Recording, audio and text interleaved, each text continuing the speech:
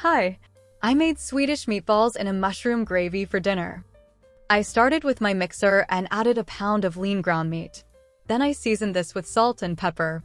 I added a half cup of plain breadcrumbs that included a fourth teaspoon each of ground nutmeg and allspice. I turned the mixer to medium and combined the ingredients very well. Once this was done, I brought the meatball mixture to the stove countertop and set it aside. Then in a skillet over medium heat, I added a tablespoon of butter. In went 2 chopped yellow onions. These were sautéed until the onions were softened. I then shaped the meatballs and dredged them in some all-purpose flour.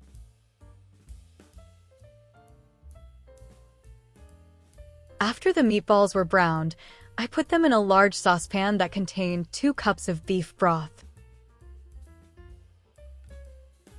I kept rotating the meatballs in the saucepan to ensure they would cook evenly.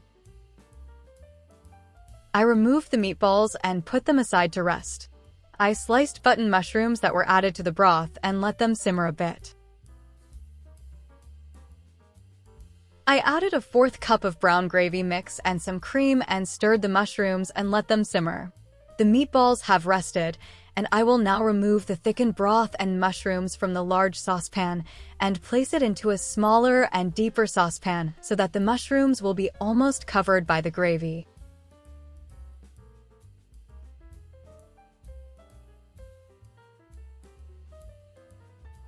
The gravy and mushrooms are now ready, so I can gently add the meatballs into the saucepan. While the meatballs simmer, I will prepare some noodles that will become a bed of noodles on the plate, and then cover everything in the mushroom gravy. I hope you enjoyed this video and hit the like button. Thanks to my subscribers, and those watching who are not subscribed, I thank you too, and hope you do subscribe. Thanks for watching.